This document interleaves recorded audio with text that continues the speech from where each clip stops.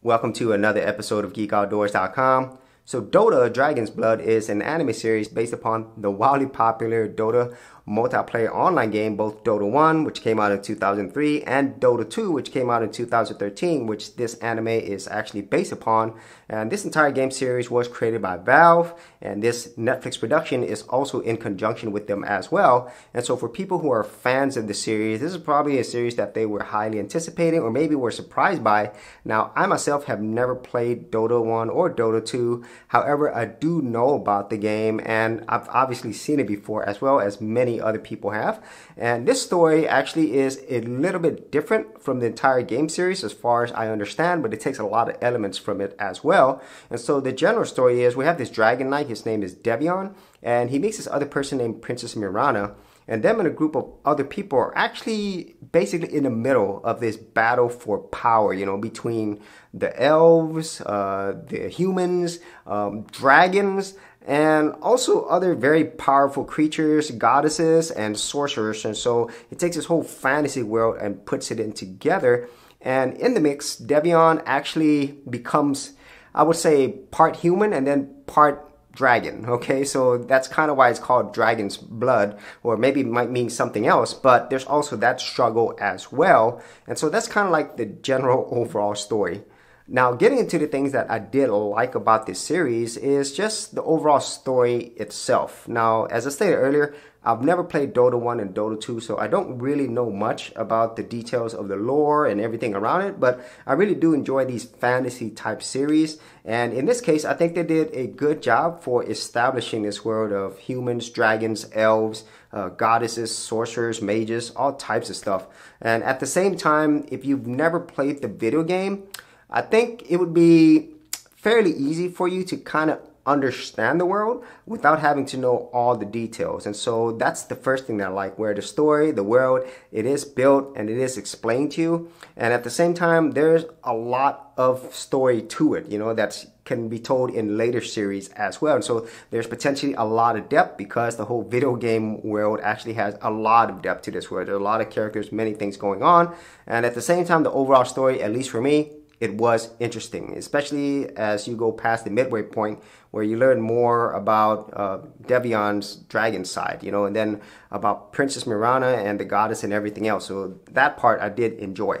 And then the second thing I enjoyed was the overall animation and action that comes with this. Now, this animation was done by Studio Mir, and they've done other things like the Legend of Korra series. They've done the newest Voltron anime and also Boondocks as well. So they are a very established animation company. They are out of South Korea, and so technically they're not like the standard anime studio that's out of Japan, but it's a very anime style, mixed with some American style and of course Korean style. So it's a mixture of those two. But overall, I think the animation was done really well, and it does help serve the action. And whenever the action comes in this, I think it's really good overall, especially when you have these really cool spectacle battles, whether it's with the dragons or where there's a lot of magic or things like that. I think the action overall, it's good. You could see what's going on and it looks really good. It's just a very well done production.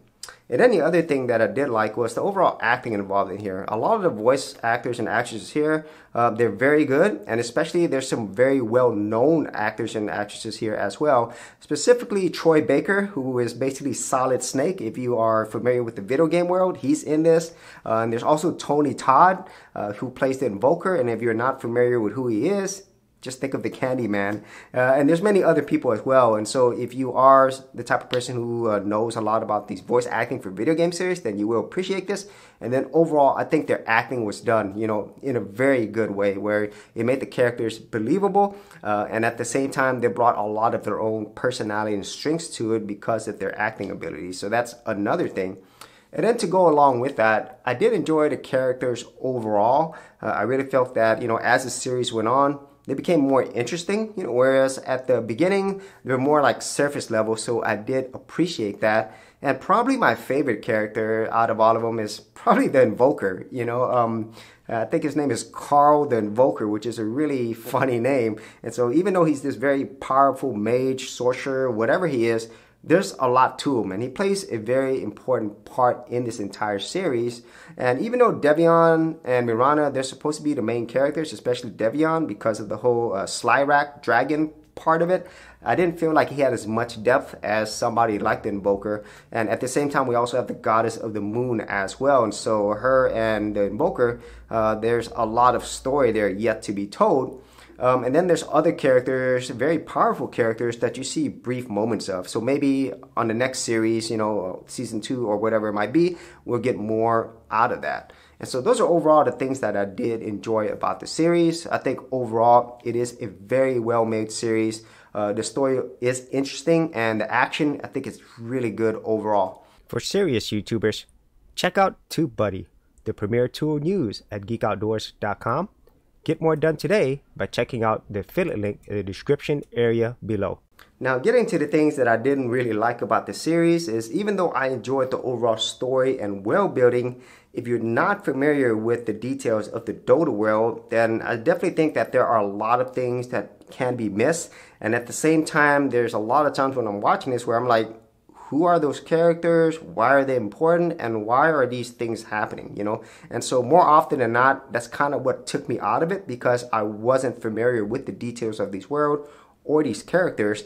And so hopefully in future seasons, we're going to get that more fleshed out. So then for people like myself who's not familiar with this world at all, can get more out of it. Even though if you've never seen or understand the video game series at all, you still be able to enjoy this. But I just feel that having a lot of the details and backstory just makes this a lot more enjoyable.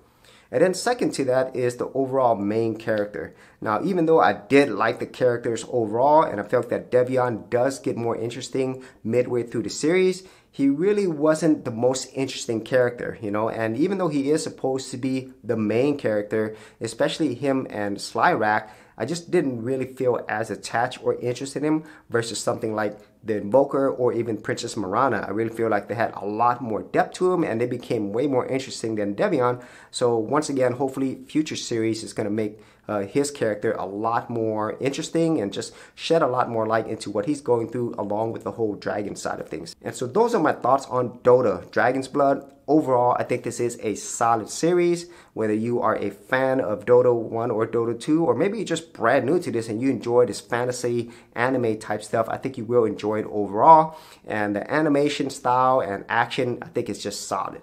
And so if you actually had any thoughts on this, be sure to leave that in the comment area below. And if you want to see more of my anime series or movie reviews, I do have an entire playlist. I'll leave that in the description area below. So as always, if you did get value out of these videos, be sure to share, like, and subscribe. And if you're a creative geek like me, and you want to get exclusive access to more content that I don't put out here publicly on my YouTube channel, then join my Gold Content Creators group, where you're going to get content like this and more for all the creative geeks out there. And the best part is, all of this is free. Simply head over to the link below, check out my page, and sign up for my Gold Content Creators group.